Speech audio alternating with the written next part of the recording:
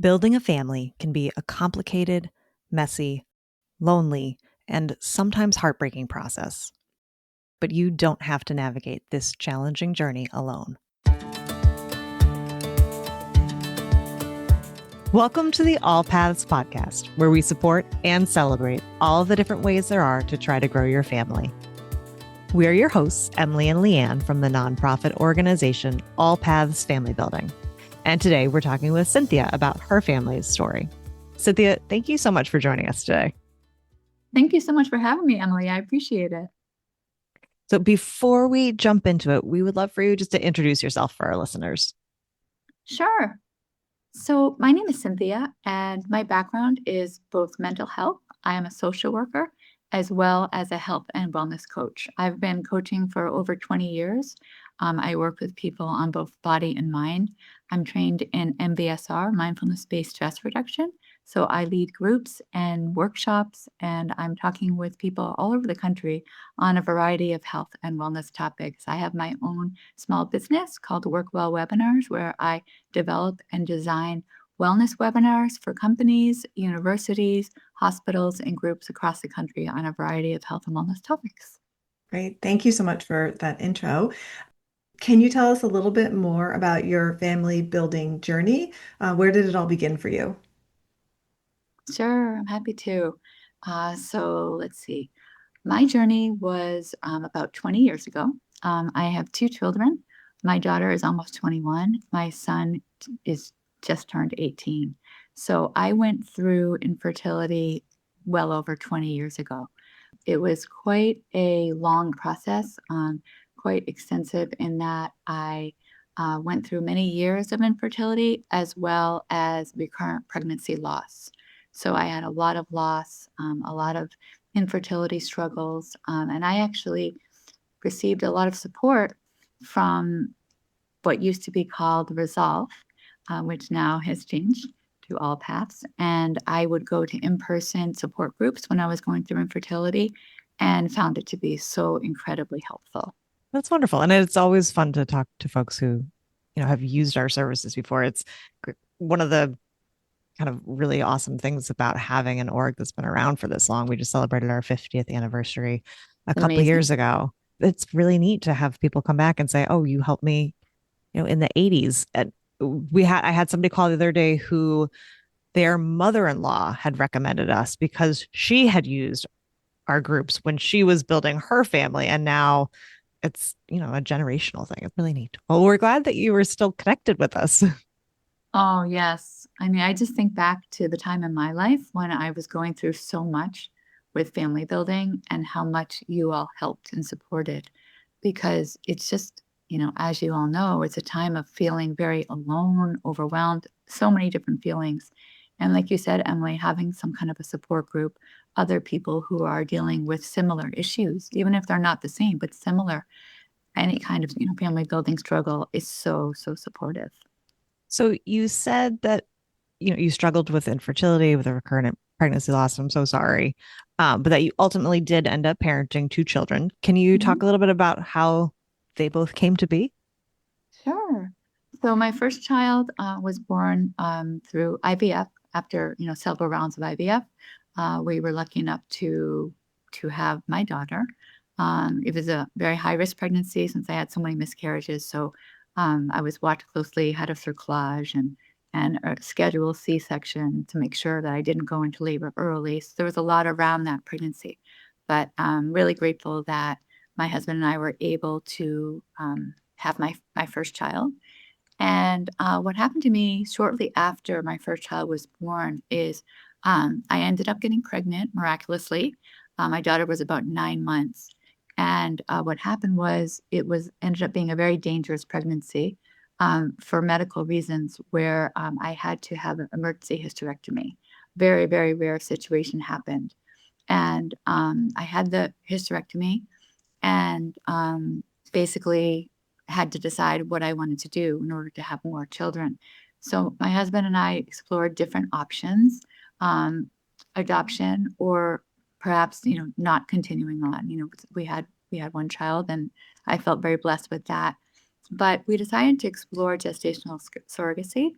And that was an incredible experience, something that we didn't know a lot about, but spent some time really, really researching and learning about that. And it ended up being, honestly, an incredible experience. Wonderful. Are you comfortable talking a little bit more about Sure. the surrogacy process? I'm happy to share more. So we decided to go with an agency. We had a few family members who offered to help us out. We had frozen embryos, so we had so many embryos frozen because of our previous IVFs. And so we had the embryos already frozen, and what we needed basically was someone to carry the embryo, since, to put it simply, I did not have a uterus.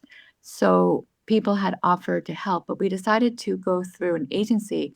So we spent a good amount of time, through that process, selecting the gestational carrier and trying to determine, who might be a good fit. And it was a lot of paperwork, a lot of legal documents to get through. And we found a woman who was honestly just absolutely incredible for so many reasons. It was not successful the first time. The second time, everything worked just fine. And she carried the pregnancy very, very well. She was local, which is what I wanted. So I attended every single doctor's appointment and I was in very close contact with her, really interacting. How was she feeling? How was she doing? And it was really powerful. It was an incredibly powerful experience. Um, and everything from, the whole pregnancy to the actual delivery to the post birth. And she and I maintained very close friendship. She did move away. She's now living in North Carolina. She was living about 45 minutes from me, but now she's far away, in my opinion, far away. She's no longer just, half an hour drive, but we do talk on the phone. We talk on the phone, I don't know, I was going to guess maybe every other month, maybe. And we text, and we're in close contact. And it's just an incredible experience, an incredible relationship. Did you feel like when you were going through that time period of making decisions of picking a surrogate and then working with the surrogate through the pregnancy, did you feel like you had a lot of support groups or even people in your life who could support you or even relate to what you were going through? To tell you the truth, Leanne, no, I did not. There really, at that point, and even today, there are not a lot of people who have done this. So I actually felt very alone. And that was really difficult. As much as I absolutely trusted the woman who carried my son and just kind of knowing her personality and who she was, I felt pretty comfortable. At the same time, it was a very anxiety provoking experience for me because it was like I gave up complete control to someone else. And I would have had anxiety about the experience no matter who was doing it, if that makes sense. So, it's such a unique kind of way to go about, trying to have a child that you just don't encounter a lot of people who have gone through the process. Having said that, a really strange story. I was just speaking with a woman a couple of days ago, and it somehow came up that my second child was born through gestational surrogate. And she actually told me that she went through the same experience where she has twins now who are 24, and she used a surrogate as well. So that was just so strange because, like I said, I don't encounter many people who've done this. So we just were kind of blown away a bit. So it was pretty Yeah. cool. Well, I think Oh, that's that's neat. another reason why conversations like this are so important because I think there are more people in these situations than we may be aware of because I don't know that it always comes up in conversation. So Yes, Yeah. for sure. Definitely. And I'm sorry that we didn't have a surrogacy group for intended parents back when you were going to our I support groups, but I'm know, happy to share that we do now. which is so Because you're great. right, people need that space to connect and to talk about not just, the logistics of a particular path, but the emotional impact that it can have. Oh, no question. And there's such an emotional impact. So many layers, so complicated. Yeah, we always say we should write a book, the two of us. We want to write a book, but then life gets in the way. But yeah, You it should was though. an incredible. I know we should. I mean, and it's just so amazing. I mean, like I always say to her, how can I ever thank you? How can I ever thank you? And her response is always, you already have. that's beautiful. So a lot of times we get questions from families who are currently trying to figure out the best way to grow their family about how you talk to any potential children about all of these different pathways. Now, you have a really unique perspective that your children are almost adults, or I mean, are adults. Can Yeah. you talk about the conversations that you had with them and how those changed as they grew? Yeah, it's a great question. So, my husband and I thought it was really important that both the children understood kind of how they came into the world. Some people might think, oh, it's behind them, there's no need, but we kind of felt like it was important because we thought it was a big deal. It was a big deal. And this is part of their life, and we wanted them to know about, what they both went through, and they both went through very different experiences, right? But we did think it was important. My daughter's actually studying nursing, and her goal is to get into OB. And Oh, so, yeah, she nice. wants to get into that. So she's been fascinated for a while now about the process. My son, we thought it was really important that he understand how the process, actually came into place.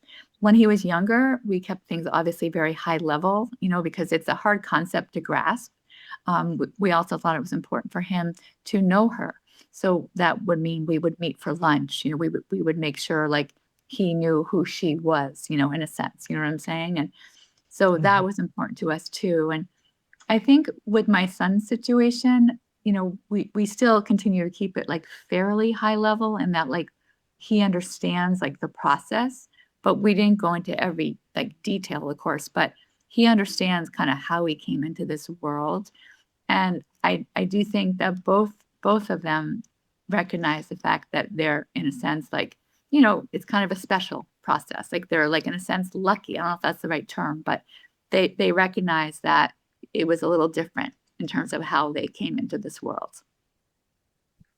Yeah, I like how you had different stages of the explanation based on the age appropriateness. So it doesn't feel like it was ever a Yeah. big reveal. It was always just a Yeah. little bit of information over time.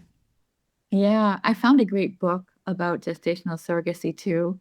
And so, we started reading that to him when he was pretty young and continued to read that. And yeah, and it still comes up, it was his 18th birthday a couple weeks ago. And, she always sends him a gift on his birthday every year. And it's really special.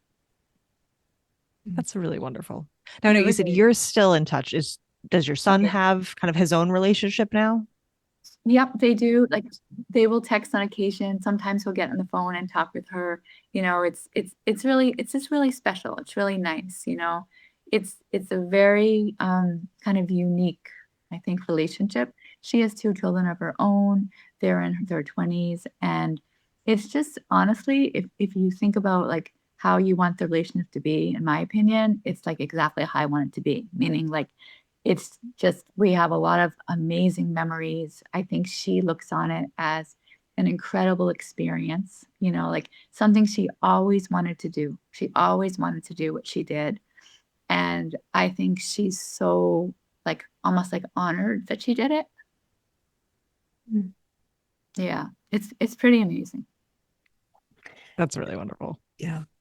Yeah.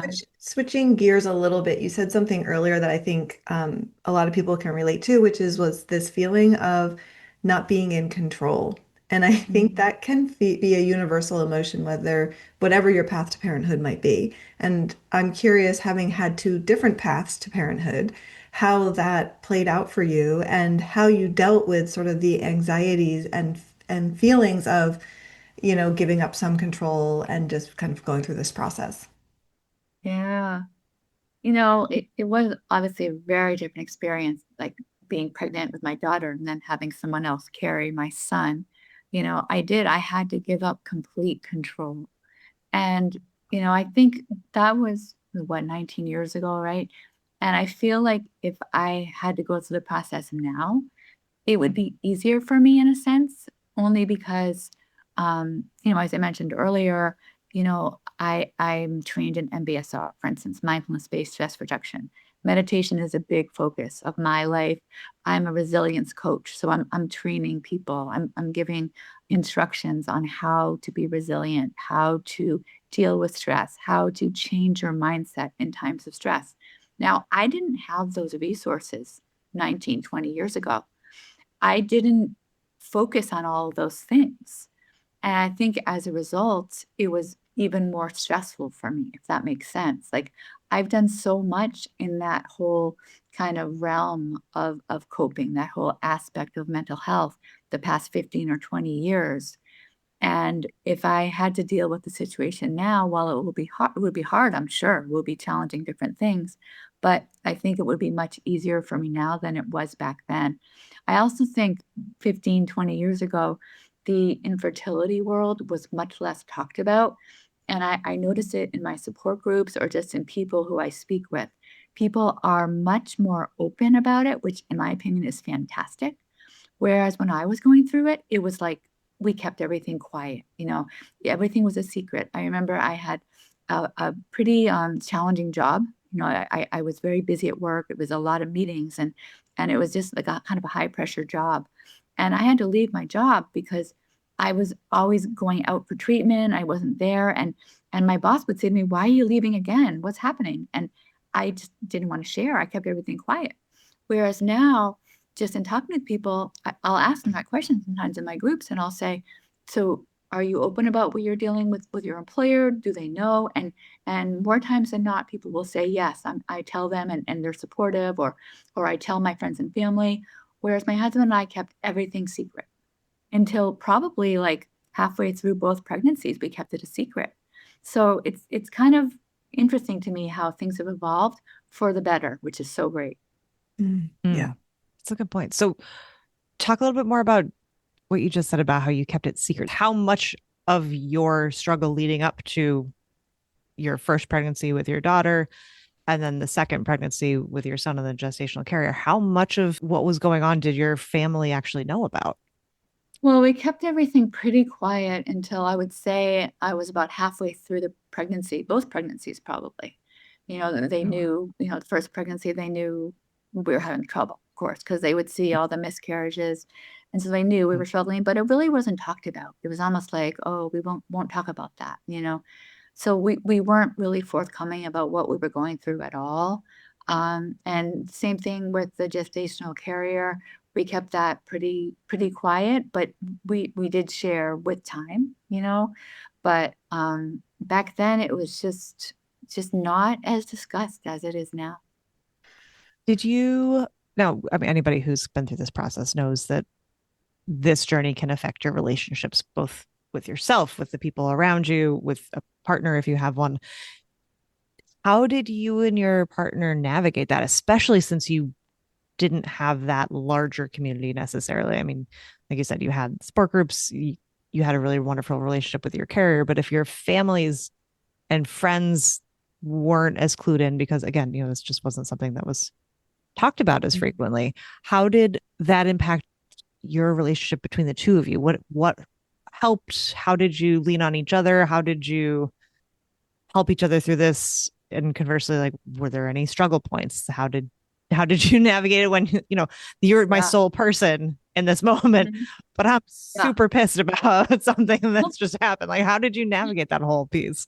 Yeah, I mean, it's definitely a challenge, and I think that's just what happens. Like you said, when you're going through this kind of experience, it's inevitable that you'll have challenges with your partner or even with people in your life, right? Your friends, family, coworkers, whoever. I mean, it's such a stressful time. Never mind all the hormones and how that was impacting me. I can remember just crying uncontrollably for no reason at random times. It's just so much.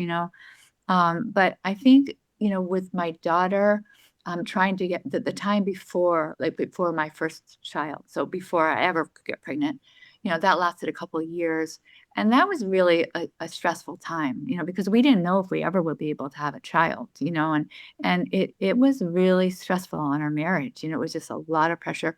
My husband would keep saying to me, "It doesn't matter. I don't care if we can't have a child, if you can't get pregnant, I don't care."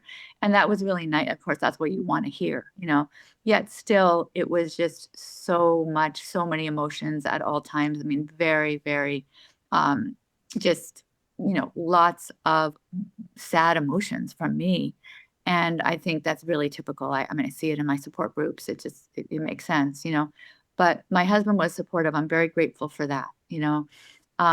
But then when I was I mentioned after, my daughter was born, we were thinking about how else to, have another child. I was more, I think, of the mindset that we were all set, that I didn't really have a burning desire to go further with either adoption or surrogacy. My husband was the one who was kind of pushing for that more than I was. And that probably took me 6 to 9 months to agree to doing that. I just kind of felt like I had just had a hysterectomy. That was major, emergency hysterectomy. I just kind of felt like I wanted just I was happy with what I had. But my husband really encouraged it, and really I tried to change my mindset, and I know I'm grateful he did. I'm glad he did. I feel like, oh my gosh, if we hadn't made that choice, like we would not have my son. So and also I honestly feel blessed to have gone through what I went through. Like it was an amazing experience, and I didn't really recognize how amazing it was when I was going through it, if that makes sense. But it wasn't until afterwards when I reflected and I was just kind of like, wow, that was an unbelievable experience. Like you can't even describe it. You can't put words on it. You just can't. Yeah, there is a bit of like being able to look back and seeing the strength and courage that you and your husband, in 100%. so it can feel like, wow, we did this. Like, look what we got done. Exactly. I think it brought us closer together. I really do. All of it, the whole thing, not just the surrogate, not just the miscarriages, not just infertility, the whole experience. It was just so much. And in a sense, it was just the two of us. Like we had no one else, Of course, we would like, get support from friends and some family, but it was really just us, going through this. So I do think it brought us closer together. You mentioned you had a different career at the time, and I know now, what you do and what you specialize in. Can you talk a little bit about how that came to be and how you made the leap into specializing in mindfulness and the work you do today? Yeah. So I went and got my master's in social work. So I have my MSW. And, I've always been really focused on mental health, and really helping people in various ways, as well as traditional health and wellness, my health and wellness coach. And, I just feel like that's kind of like my calling in a sense. Like I really love educating people. So, I do a lot of workshops and webinars and one-on-one and group, kind of counseling on both mental as well as physical health. I know for me, it's helped me so much to focus on kind of all aspects of wellness. So, body as well as mind. And I wish I had the skills I have now and the knowledge I have now 20 years ago when I was going through all of this, because I really didn't. I had never meditated back then. I wasn't focused on stress management, mindfulness, deep breathing, or, eating healthy. I just sleep strategies, all the things I talk about. I was not doing that. I was not in a good spot. I was not in a good spot. And I'm just really happy that people, I think now, are recognizing the importance of all those things, practicing self-care. I lead mindfulness workshops on self-care strategies and the importance of taking care of yourself and really, making sure that you're filling your own cup. And I always ask that question when I have my groups, what are you doing for self-care? Are you taking care of yourself? Are you going for that walk? Are you going to see your friend? Are you going for that massage, that manicure? Are you making sure that you're sleeping enough? All those things, the things that I literally never did. I just never did it. I just was really, really in a bad spot. I was really depressed. I was really stressed. And I look back and I think, oh, geez, I wish I had known all of that then. Well, we're really fortunate to have you leading our mindfulness group now so that people who Well, are trying to grow their families can learn those strategies in the moment to help support themselves. thank you. Yeah. Can you talk a little bit more about like what your groups are like? Yeah, so as you know, I lead the mindfulness group, and that's always a great group. And usually I'll do some mindfulness work, so the exercises, that kind of thing. And I really, I get a sense as to how the group's feeling. I really get a sense like, are they interested in learning more about meditation and mindfulness, or do they want to just dive in and actually do a mindfulness session? And people always report feeling so much better, so much lighter at the end. sometimes we get so caught up in our life and we don't recognize like how much tension we're actually holding, and sometimes people just, they don't quite understand, how much they're going through until someone else maybe reminds them of how stressful this actually is. So yeah, it's a really powerful group. I'm grateful to lead that group. And it's nice that not only does that give people, a focused hour to take that pause and say like, oh, okay, this has been a lot. How can I de-stress? But you're also teaching them tools so that throughout the month, whatever Mm-hmm. happens, if there's a moment where they're like, oh, okay, they Exactly. have those strategies to lean on. Exactly. Or if they're driving for an important test or something, right? Mhm. Important medical test, or they're waiting on some, really important news, around a pregnancy or whatever it is, and also just reminding people that, mindfulness and meditation can be something that can be done in a lot of settings. Sometimes people will say to Mm. me, I just don't have the time to meditate, or my mind wanders when I meditate. But, the thing is, your mind will always wander when you meditate. And I just remind people that it's just bringing it back, bringing your mind back to whatever it is you're trying to focus on. Maybe it's that image, that peaceful image. Maybe it's that sound or that word, that mantra, and just reminding people, you don't have to be perfect. Just give it your best shot. And you can practice mindfulness meditation even if you're out on a walk, just trying to practice that way. So I think sometimes people get discouraged if they say either they're not good at it or they don't have the time, but just kind of helping people to understand that it can be as little as 3 minutes, just something. And then it usually just builds. People get better and better at it, if you know what I'm saying, because you probably heard this term, the mind is a muscle. And I truly believe that you really can control your mind and your thoughts and really try to just, practice that mindfulness, that way to reset and basically de-stress. Mm. Mm. I love that description of the mind being a muscle. And I think it helps people because I hear this a lot as well, where people will say, I don't know how to meditate, or I'm not good at meditating, or I don't have the Hmm. time. And I think you did a great job of sort of shifting our mindset around that, where it really is the practice of mindfulness and meditation that gives us the benefits that will continue to increase over time. It's not about perfecting it, it's about practicing it. Exactly. It really is. And there's no right way to do it. And like you said, there's no perfect way to do it.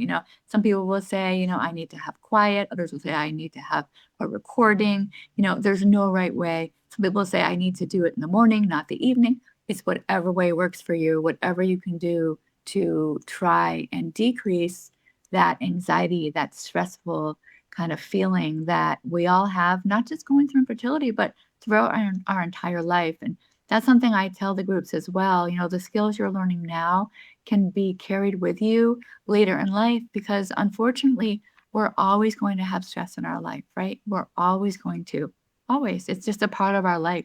It's just a matter of learning how to deal with that stress and how to cope. Do you have a recommendation or suggestion to for anyone who's listening right now who is maybe new to mindfulness or meditation, something that they could, try or read more about that could help them get started? Yeah, I think a lot of people find like some kind of a recording, like an audio recording to be helpful in the beginning. There's something called the Insight Meditation Timer, which you may have heard of. It has so many different recordings, all different lengths from like, I think it's 1 minute to like maybe an hour. And that can be a really great way to kind of begin and just figure out what works for you. If you feel like you're the kind of person that likes to hear like an audio recording, or if you like just some soft music, whatever it is. And they have meditations for all different emotions. They have meditations for anxiety, for depression. They even have meditations for emotional eating. Like they have so many different types of meditation. It's just kind of figuring out what works best for you, and that's also the thing I tell my groups is, what works for one person might not work for you. You know what I'm saying? Like some people will say acupuncture is helpful for them. Others will say no, they don't like needles.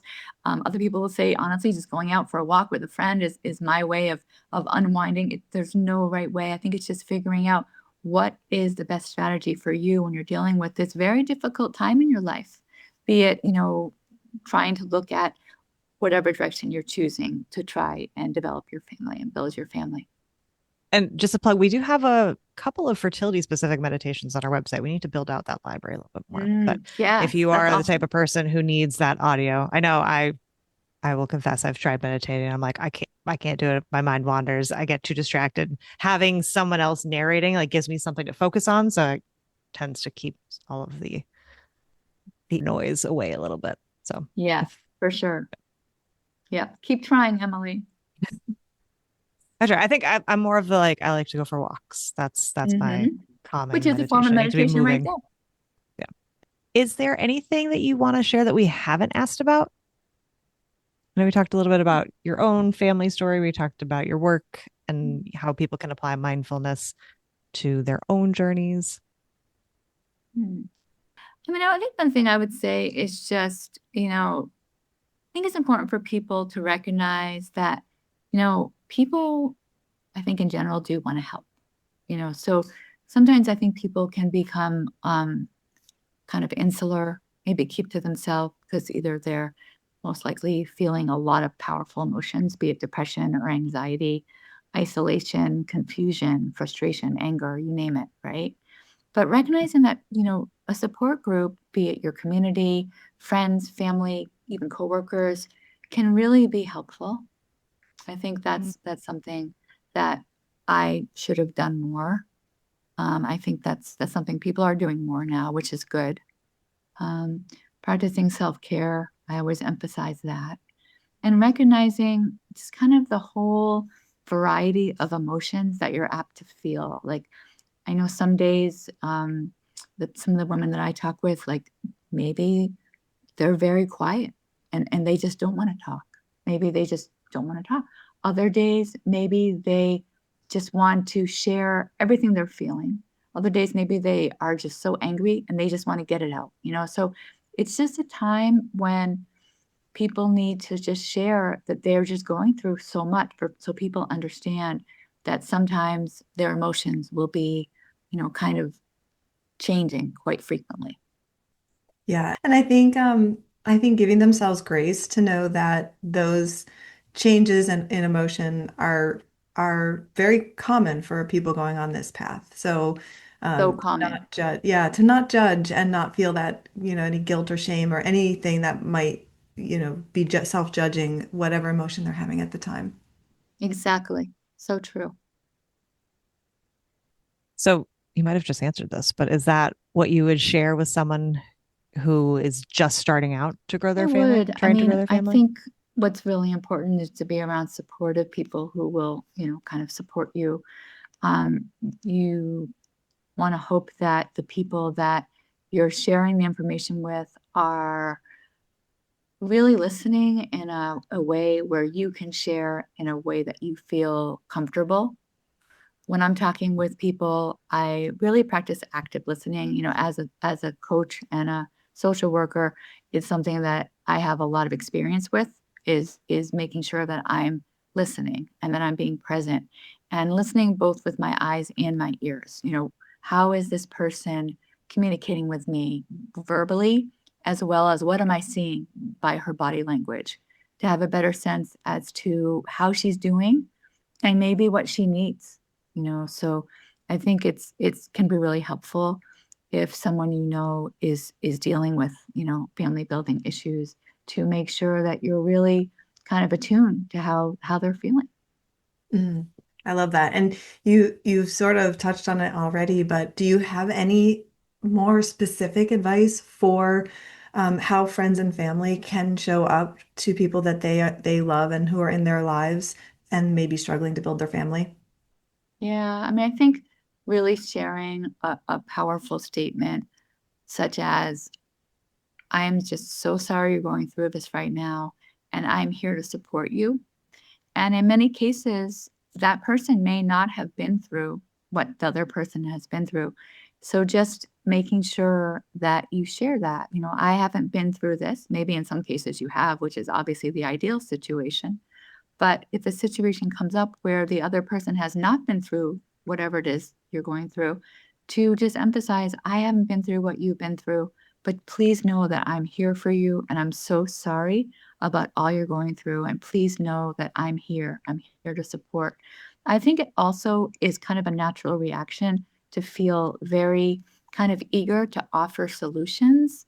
And that's something that I've learned as a coach and as a social worker, that sometimes people just want you to listen. So just kind of listening and paying attention to what they're saying.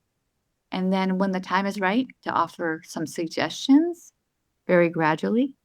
But I think that's a really important thing to note too, that sometimes offering advice is not the best strategy early on.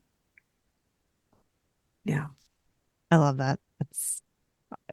I think the urge to fix it or try to Yes, fix the problem is very strong for most of us. But a lot of times these are situations where exactly. there is no fix. Exactly. You And just just have being to be there there. is amazing, right? So amazing. Yeah, your support groups, they're so helpful for people. I could see it in everyone in the groups. I could just see it, the before, the very beginning, and then the end. You could see how different they're feeling after that experience. So powerful. It is always lovely at the end of one. Just you can like see the weight come off of people's Exactly. shoulders. Having other people to share what they're going through. Yeah. It helped me so much, which is one of the reasons why I love giving back now, because I recognize how much it helped me. I love that. It's always so nice to be able to pay it forward. Well, thank you, Cynthia. This has been really lovely talking with you. Thank you for sharing about your own lovely family and the work that you do. And thank you for staying connected with us for all of this time and for continuing to help folks who are in the thick of it now. Oh, Emily, thank you. Thank you so much. And thank you, Leanne. I appreciate you having me on, and I'm happy to be able to share my story a little bit. I hope it's helpful for people. And I've really loved being involved with everything you all do. You do such amazing work. Thank you for listening. We'll see you next week with more family building stories and resources. Be sure to subscribe wherever you listen to podcasts so that you never miss an episode. And follow us on social media at allpathsfb, or visit our website, allpathsfb.org, to learn more about our work. And please help spread the word so that anyone who is struggling to grow their family can join the conversation. All Paths Family Building is so grateful to the members of our circle of support. And today we want to recognize and thank bronze sponsor Boston IVF. Your partnership is vital to our ability to provide emotional support, education, and advocacy that is open to anyone who is struggling to grow their family. And to the entire All Paths community, thank you for being here. It's an honor to walk with you on your journey.